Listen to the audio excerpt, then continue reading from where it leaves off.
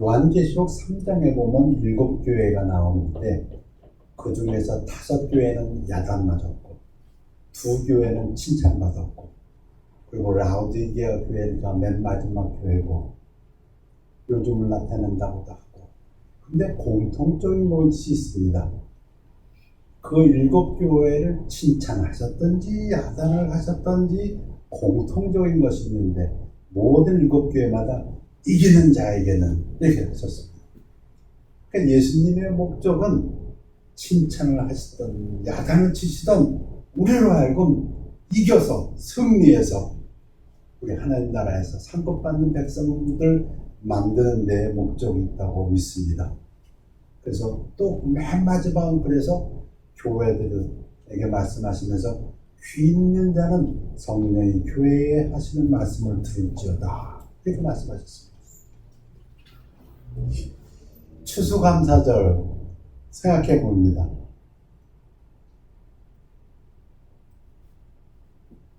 우리 가정은 형제들이 떨어져 있다가 추수감사절 매 추수감사절 때마다 올라가서 만납니다. 근데 제가 추수감사절을 기억하고자 하는 이유는 그 첫 해에 1620년, 21년 그 첫 해에 몹시 가난해서 그 질병으로 추위에 떨어서 반수가 죽었다는 사실입니다. 아마 전 세계에서 제일 가난한 그런 사람들이었을지 모르겠습니다.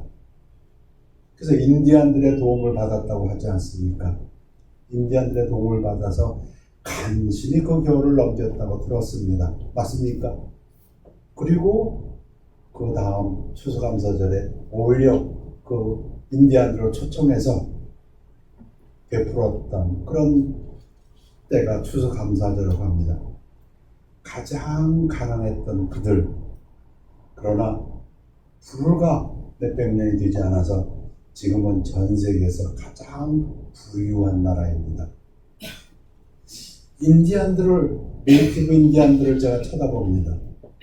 그리고 또 지금도 제가 즐겨보는 세계 테마 기행을 통해서 동남아라든가 몽골이라든가 필리핀, 버마, 미얀마, 라오스, 캄보디아, 베트남까지 다 봅니다.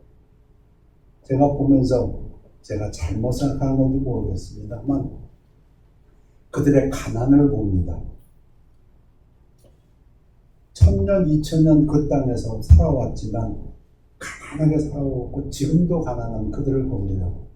근데 하나님이 축복하시니까 가장 가난하고 질병으로 그 해를 그렇게 넘겼지만은 그들의 스피릿은 지금 이 땅을 가장 부유한 나라로 만들었다고 저는 믿습니다. 데살로니가 후서에 우리가 너희와 함께 있을 때에도 너희에게 명하기를 누구든지 일하기 싫어하거든 먹지도 말게 하였더니 이런 규절이 있어가지고 기독교인들은 누구나 다 땀 흘려 열심히 일하는 것을 그런 스피릿을 가져야 된다고 믿습니다. 여러분 부모님들 자녀들 사랑하십니까? 일 안 하면은 밥 주지 마십시오. 근데 부모님도 그렇게 못해요. 우리 어머니도 그렇게 못했고요. 일 안 하고 게으른 자식 제일 먼저 챙겨주시더라고요. 왜? 걔가 굶으면 안 되니까. 근데 성경 말씀에 누구든지 일하기 싫어하거든 먹지도 말게 하라.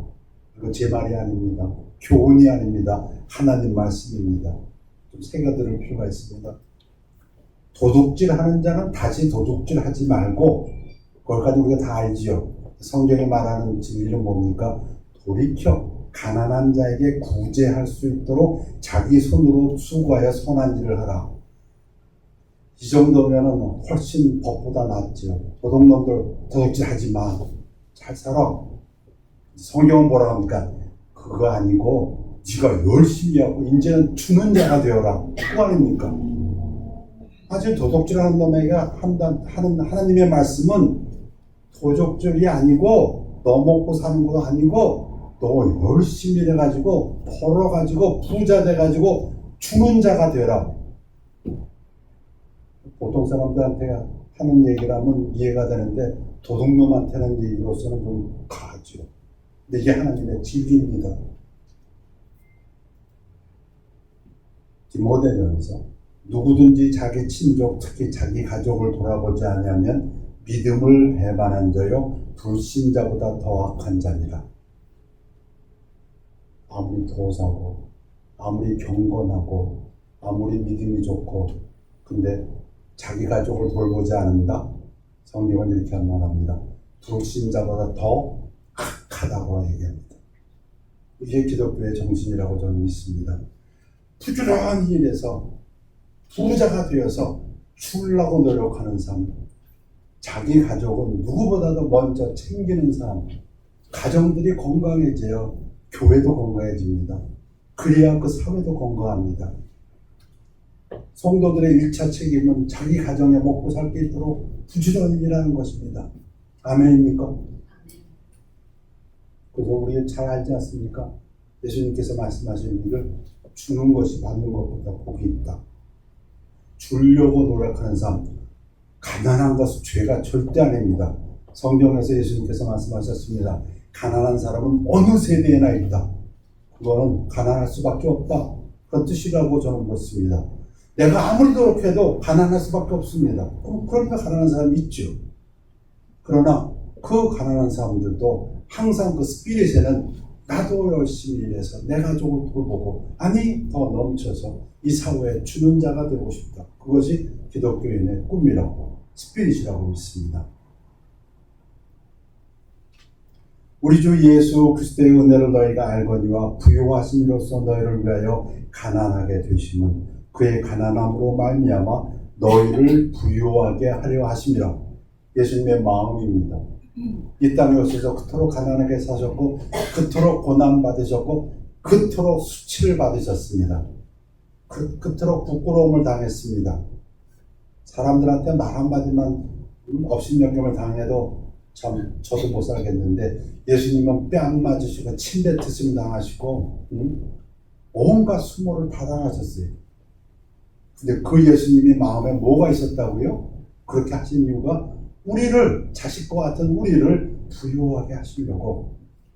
우리가 부자가 되어야 합니다. 맞습니까? 아멘 안 하시는 분 부자 되고 싶지 않습니까? 그 예수님의 마음이라니까요. 제 마음이 아니고. 부모가 왜 열심히 일합니까?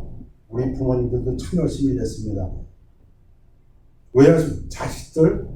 니들도 좀 고생하라고요? 니들 좀 굶어보라고요? 아니잖아요. 자식들은 자기의 꿈을 이루고 잘 먹고 잘 살고 건강하라고. 근데 성경이 여기서 끝나는 게 아니라 그 다음 규정이 있습니다. 우리를 부유하게 하는 게 나 잘 먹고 나 잘 살라는 게 아니고 하나님이 능히 너 모든 은혜를 너에게 넘치게 하시나니 이는 너희로 모든 일에 항상 모든 것이 넉넉하여 모든 착한 일을 넘치게 하게 하려 하십니다. 여기에 목적이 있습니다. 도널드 트럼프 대통령 존경합니다. 갑자기 왜 도널드 트럼프가 나는지 모르겠지만 트럼프 대통령 기독교적인 동성연애를 갖다가 금하고 그런 것도 참 좋습니다. 근데 기독교 정신은 같이 먹고 나누어 사는 삶입니다. 미국만 부자가 되겠다는 것이 결코 기독교 정신이라고 저는 믿지 않습니다.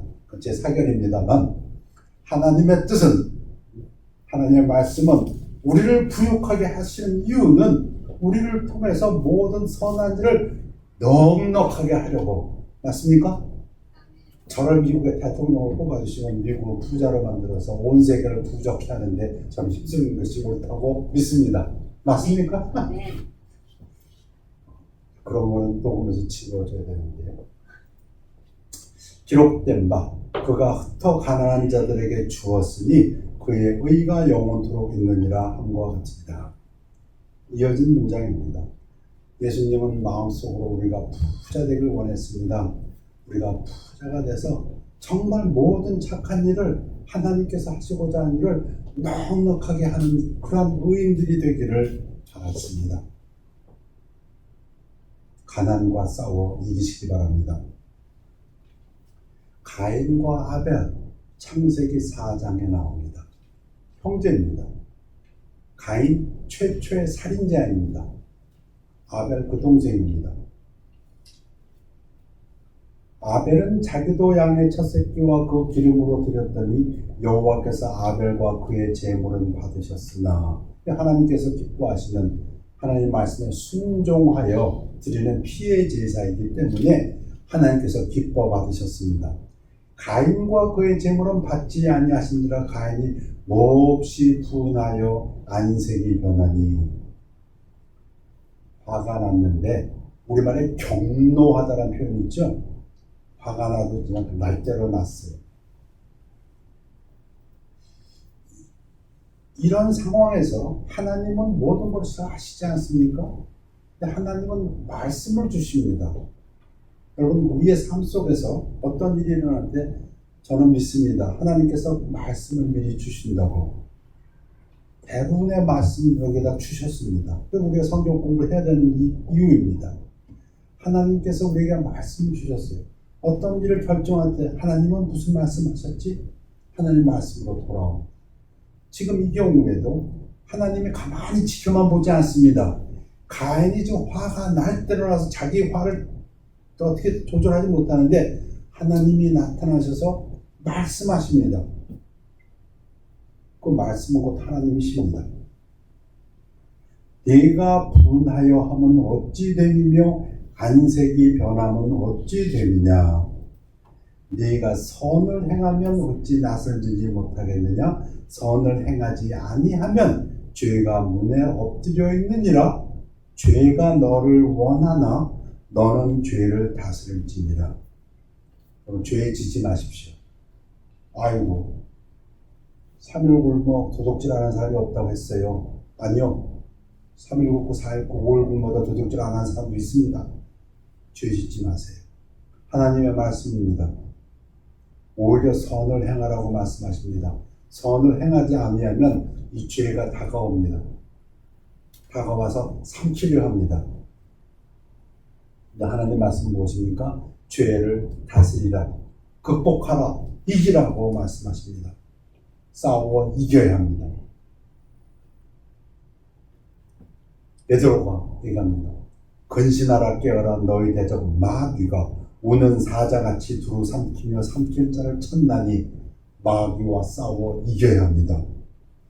자녀들아 너희는 하나님께 속하였고 또 그들 적그리스도들 거짓 선지자들을 이겼나니 이는 너희 안에 계시니 성령이 세상에 있는 자 마귀보다 크심이라.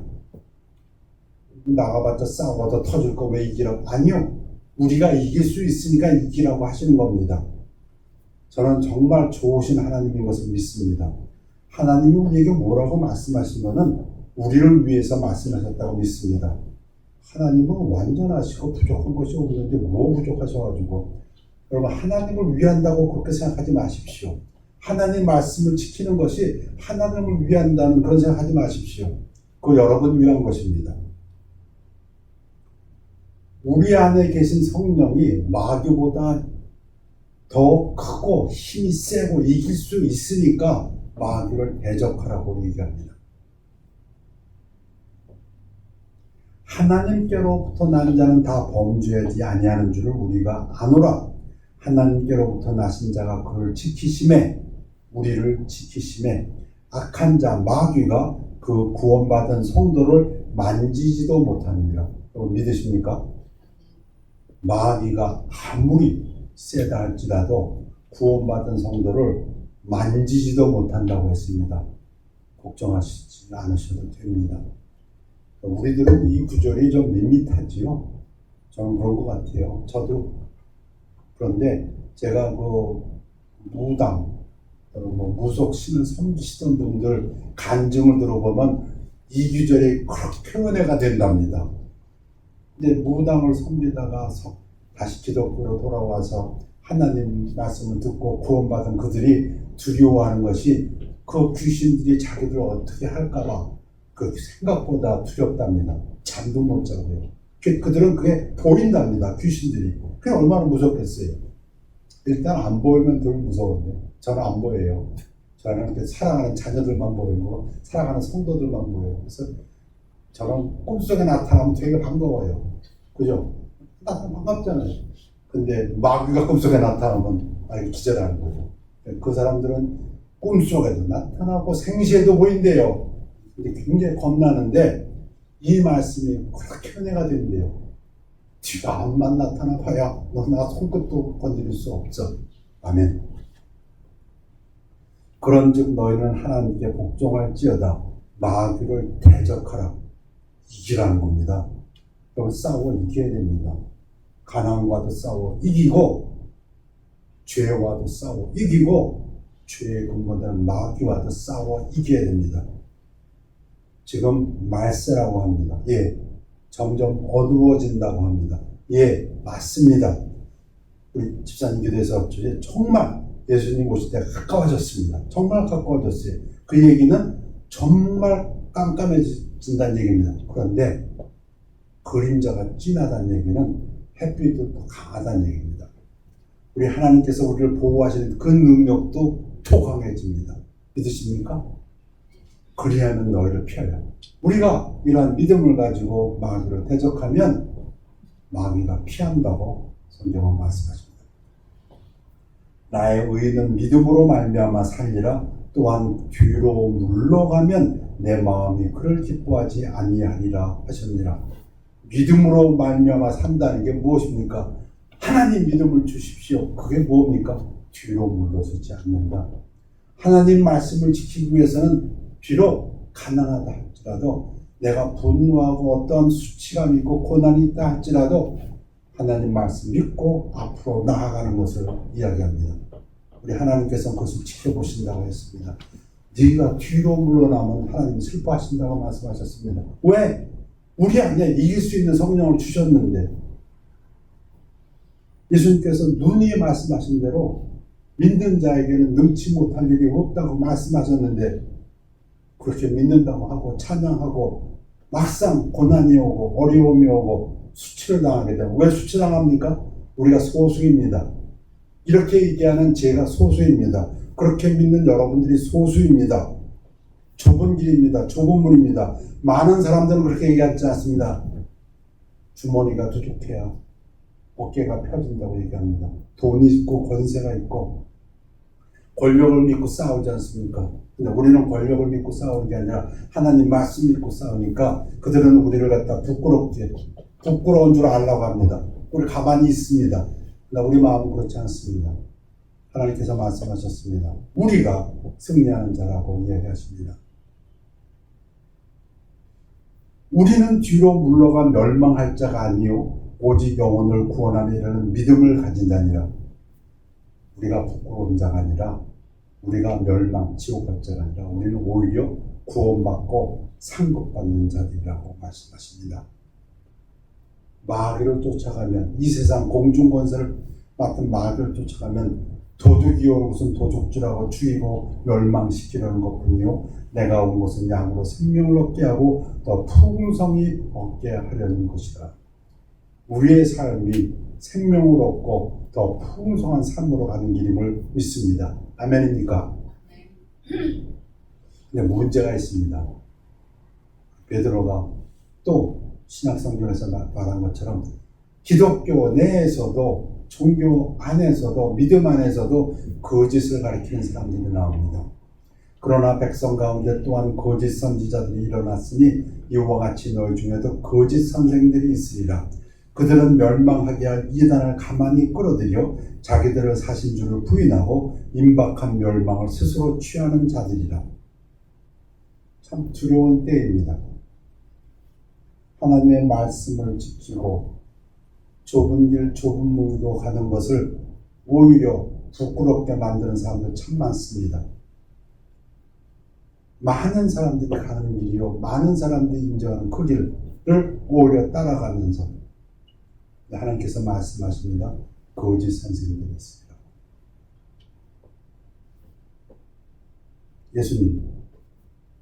예수님을 보통 순환의 메시아, 고난의 메시아라고 합니다. 우리의 구세주 되시는 예수님은 이 땅에 오셔가지고 순환, 저는 그걸 수치와 고난이라고 이렇게 해석합니다. 수치를 받으셨고 고난 받으셨습니다. 이러므로 우리에게 구름같이 둘러싼 허다한 증인들이 있으니 모든 무거운 것과 얽매이기 쉬운 죄를 벗어버리고 인내로써 우리 앞에 당한 경주하며. 교회에 오셨습니다. 하나님 말씀을 믿었습니다. 우리 좀 내려놓으십시다. 근데 이게 무겁습니다. 하나님도 인정합니다. 뭐가 무겁습니까? 많은 사람들이 바라고 우리가 태어날 때부터 가지고 있는 이 성품이 있습니다. 좀 자랑하고 싶고, 이생의 자랑, 육신의 정욕, 이거 다 가지고 있습니다. 이거 참 무거운 겁니다. 또 안목의 정욕, 이 남자들은 더 세다고 합니다. 이거 참 무겁습니다. 일단 내려놓고, 물욕, 식욕, 색욕, 뭐 이렇게 해도 좋겠습니다. 내려놓고, 죄 문제 내려놓고, 믿음의 주여 또 온전하게 하신 이 예수를 바라보자. 그는 그 앞에 있는 기쁨을 위하여 십자가를 참으사 고난을 참으시고 이기셨습니다. 부끄러움을 개의치 아니하시더니 부끄러움을 참고 이기셨습니다. 가난도 이기셨습니다. 배고픔도 이기셨습니다. 우리를 위하여. 너희가 피곤하여 낙심하지 않기 위하여 죄인들이 이같이 자기에게 거역한 일을 참으신 일을 생각하라. 죄인들 이기셨습니다. 어떻게 이기셨습니까? 인내로 참아주셨습니다. 그들을 다 참아주셨습니다. 이 부분을 보면은 제가 어렸을 때 배운 그 동화 얘기가 생각납니다. 여러분들 바람과 해 경주 이야기 들으십니까? 구름하고 해하고 어느 날 경주를 했다면서요. 누가 더 센가? 우선 구름이 그랬다면 야 우리 한번 내기해보자. 저기 가는 저 나그네 그 겉옷을 한번 벗겨보자. 벗기는 사람이 센 사람이다. 그래서 먼저 구름이 했다면서요. 그래서 바람을 불었답니다. 나그네가 올 시원해 보다가 더 세게 부르니까 나그네가 올 어떻게 했다고요? 벗었다고요? 구름은 아마 내가 저 겉옷을 세게 날려버리리라 계속 불었던 모양이에요. 근데 여러분 동화 아시죠? 그 나그네가 어떻게 했다고요? 점점 더 옷을 더 그냥 꽉 안 벗었다면서요.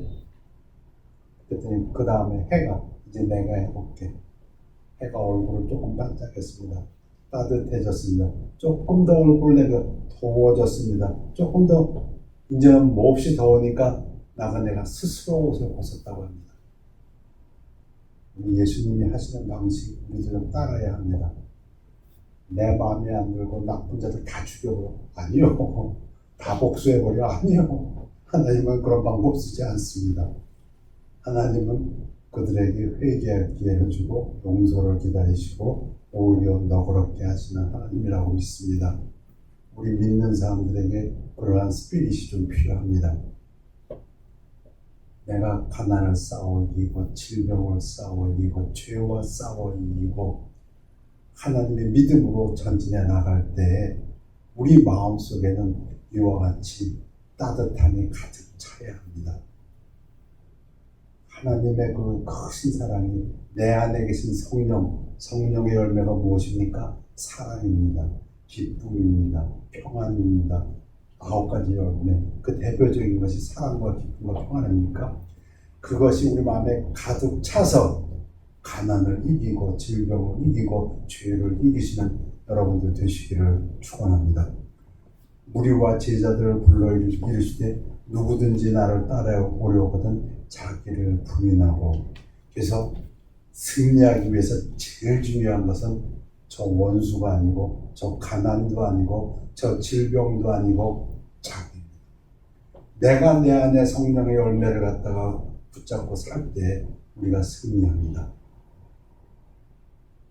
누구든지 자기 목숨을 구원하고자 하면 잃을 것이요 다른 방법으로 한다면 자기 목숨을 잃으면 무슨 소용이 있겠는가?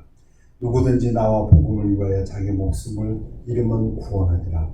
사람이 만일 온 천하를 얻고도 자기 목숨을 잃으면 무엇이 유익하리요?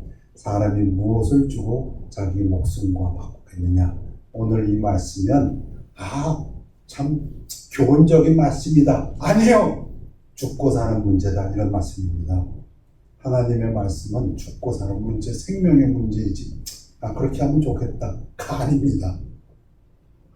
누구든지 이 음란하고 죄 많은 세대에서 나와 내 말을 부끄러워하면 인자도 아버지의 영광으로 거룩한 천사들과 함께 올 때 그 사람을 부끄러워하리라. 하나님 말씀 좁은 길 좁은 문입니다. 그 길을 붙잡고 나가신 여러분들 되시기를 바랍니다. 내가 너를 권하노니 내게서 풀로 연단한 금을 사서 부요하게 하고 흰옷을 사서 입어 벌거벗은 수치를 보이지 않게 하고 안약을 사서 눈에 발라 보게 하라. 우리 예수님께서 라오디게아 교회에 주신 말씀입니다. 이 말씀을 주시면서 이기는 자는 교회 성령님께서 하신 말씀 드리라고 하셨습니다. 금 라오디게아 교회가 부자라고 했죠. 부자 도시입니다. 근데 하나님께서 네가 진짜 가난하다 말씀하셨습니다. 왜? 영적으로 가난하기 때문에, 영적 부요함이 필요하기 때문에, 하나님 말씀으로 부요해야 되기 때문에, 흰 옷을 사서, 여러분, 나 흰 옷 입었는데, 나 좋은 옷 입었는데, 특별히 라오디게아 교회가 물이 많았답니다. 좋은 옷감이 많았대요. 그런데 하나님께서 너 벌거벗었다. 그러니 내게서 흰 옷을 사라. 구원받으라. 하나님의 의를 입으라 말씀하시고요. 그 라오디게아에 병원이 있었다면서요. 특히 그 눈약이 아마 유명했던 것 같아요. 근데 예수님께서는 아니, 그걸로는 안 돼. 하나님 말씀으로 영적 분별력이 있어야 된다. 영적인 눈이 띄어져야 된다. 그것이 큰 그림입니다. 그래서 하나님의 영적 말씀으로 그리고 하나님의 의를 가지고 하나님의 영적 분별력으로 볼 때 이 세상을 가난으로부터 질병으로부터 죄로부터 마귀 사탄으로부터 이기시는 싸워 이기시는 여러분들의 삶이 되시기를 축원합니다.